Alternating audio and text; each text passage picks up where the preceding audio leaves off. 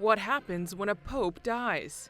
Once a pope passes away, a doctor confirms the death in the presence of the Cardinal Chamberlain and the Vatican's Director of Health Services. To mark the pope's death, the bells of St. Peter's Basilica toll. Then, throughout the city of Rome, churches join in, spreading the news throughout the eternal city. Tradition holds that the Cardinal Vicar of Rome makes the official announcement to the public.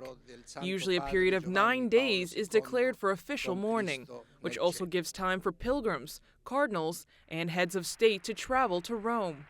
The body of the deceased pope is then placed in the Apostolic Palace for members of the Curia to pay their respects. And then it is moved to St. Peter's Basilica to allow pilgrims to pay their last respects. But with the death of the Pope Emeritus, typical Vatican protocol is likely to differ. As he was the Bishop of Rome for 8 years, Pope Francis may ask for the Pope Emeritus's funeral to be conducted like that of a reigning pope. This would mean a Vatican state funeral held in St. Peter's Square.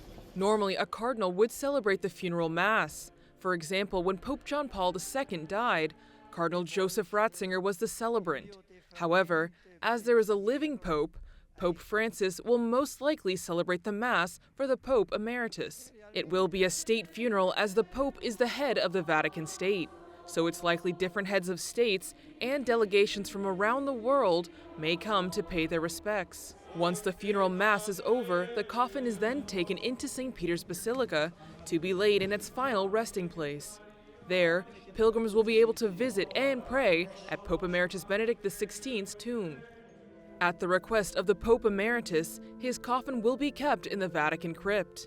It will be placed in the same area in which St. John XXIII was buried for 38 years, and St. John Paul II for 8 years, before their remains were transferred to the basilica above.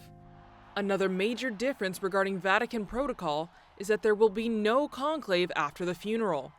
Pope Francis will continue to serve as the successor of St. Peter.